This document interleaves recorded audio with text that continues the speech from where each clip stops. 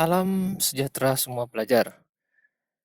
Jadi pada hari ini kita akan belajar tajuk mikroorganisma. Oke, mikroorganisma. Baik, kalau kamu sudah ulang kaji ataupun sudah baca sedia tentang tajuk ini, jadi mudah untuk kamu pahamlah. Tapi sekiranya belum, kamu bolehlah rujuk di buku teks muka surat 21 lah. Oke. Jadi di muka surat 21 itu, kalau tengok di sini, Ah, selepas tajuk itu ada disediakan di sini 4 gambar raja. Gambar raja itu menunjukkan em, tentang cara-cara membuat adunan dough, okay? Membuat adunan roti ataupun dough lah. Jadi uh, guru bertanya lah dalam itu teks tu, tahukah kamu cara membuat roti? Jadi dia sediakan bahan-bahannya di sini. Kamu tengok di sini ada 250 gram tepung, 100 ml air suam, mangkuk, yeast kering, 2 sudu besar gula dan sedikit garam lah. Kemudian langkah-langkahnya, uli adunan sehingga menjadi dough yang lembut. Okey, dimasukkan semua bahan-bahan tu, dia uli, kemudian ditutup dengan tualak bersih dan dibiarkan selama sejam. Lepas tu kita tengoklah apa yang berlaku kan. Okey.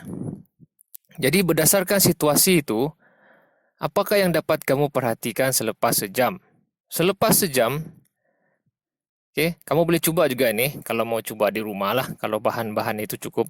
Selepas sejam, adunan roti itu didapati mengembang. Jadi bagaimanakah adunan roti tersebut mengembang? Dia mengembang kerana adanya mikroorganisma di dalam itu yang menyebabkan dia mengembang. Dan kita akan pergi lebih lanjut lah. Jadi dia tanya, adakah mikroorganisma ini memberi faedah kepada kita? Sebenarnya yang menyebabkan roti dough itu mengembang ialah ini. Bahan yang dimasukkan tu yeast. Yeast lah. Ni yeast. Dia biji-biji tu. Yang selalu orang buat roti, kek semua tu lah. Ni. Contohnya ni, Soft Instant semua ni lah. Jadi yeast ini lah yang menyebabkan dough itu atau adunan roti itu mengembang lah. Jadi ada melibatkan mikroorganisma. Jadi kita akan pergi tengok dan kita kena tahu dulu apa maksud sebenarnya mikroorganisma tu. Kenapa digunakan di situ. Jadi dia akan pergi ke muka surat 22 lah. Tadi 21 kan. Tajuk dia hidupan seni. Jadi dia tanya cikgunya ni, dia sedang tengok mikroskop ni kan. Cikgu, mikroorganisma tu apa cikgu? Jadi cikgu dia jawab, mikroorganisma ialah hidupan seni. Jadi mikroorganisma, perkataan lainnya ialah hidupan seni. Jadi apa maksud mikroorganisma ini? Dapatkah kamu melihat mikroorganisma? Dapat cikgu yang bergerak-gerak ini ke? Kita boleh melihat mikroorganisma dengan menggunakan mikroskop ataupun kanta pembesar lah. Nanti cikgu jelaskan.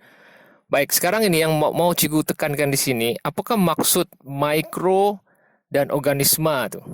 Kataan mikro dan organisma itu maksudnya ialah mikro bermaksud sangat halus dan tidak dapat dilihat dengan mata kasar. Manakala organisma pula bermaksud hidupan. Mikro maksudnya sangat halus atau tidak dapat dilihat dengan mata kasar. Organisma pula bermaksud hidupan lah. Jadi kalau kita gabung kedua-duanya itu, dapatlah kita maksudnya mikroorganisma itu ialah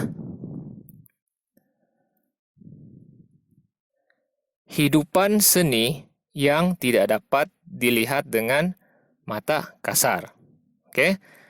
Jadi itu maksud mikroorganisma. Ada juga di buku teks kamu di sini. Mikroorganisma, hidupan seni yang tidak dapat dilihat dengan mata kasar. Maksudnya hidupan ini terlampau kecil. Kita kena gunakan mikroskop ataupun kanta pembesar lah.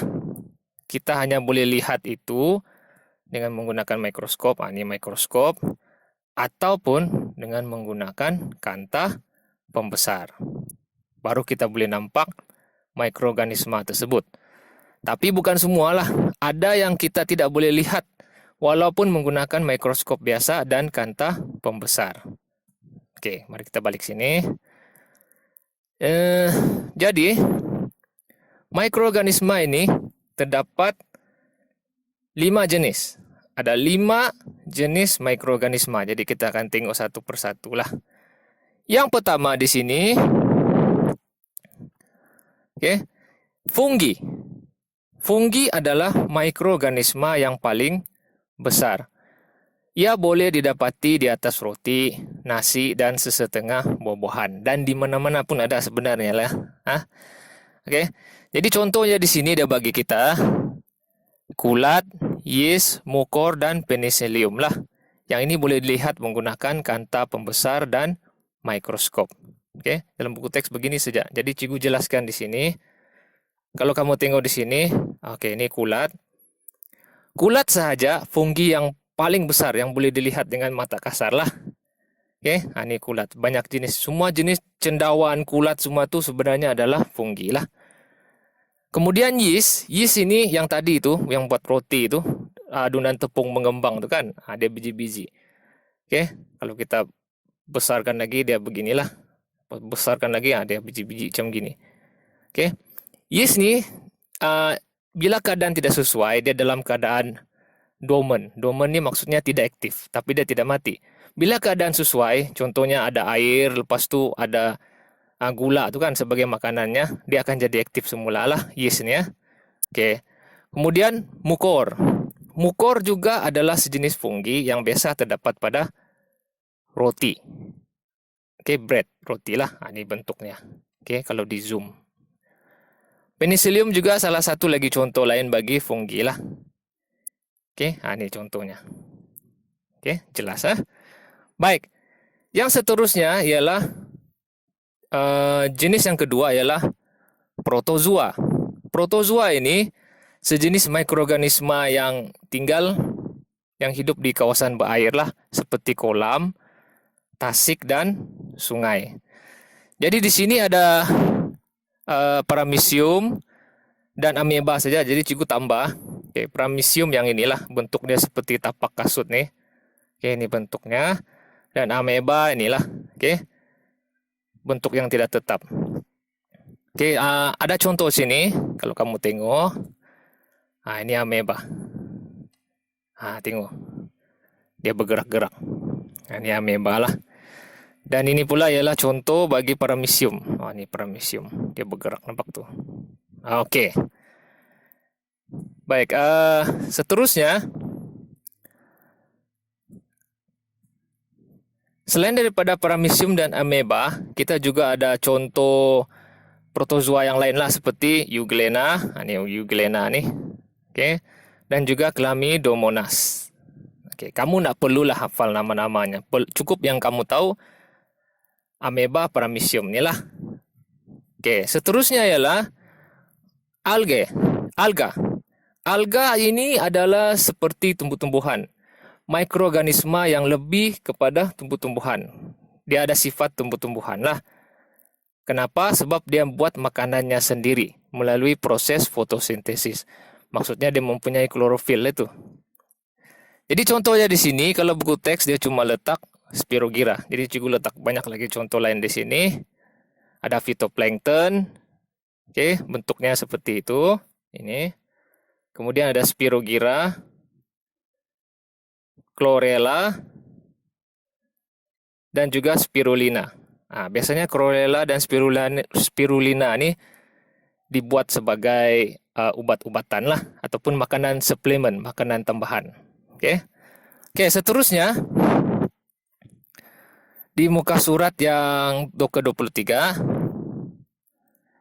ada 2 lagi jenis mikroorganisma yang cikgu mau jelaskan, yaitu yang kedua terakhir nih, bakteria.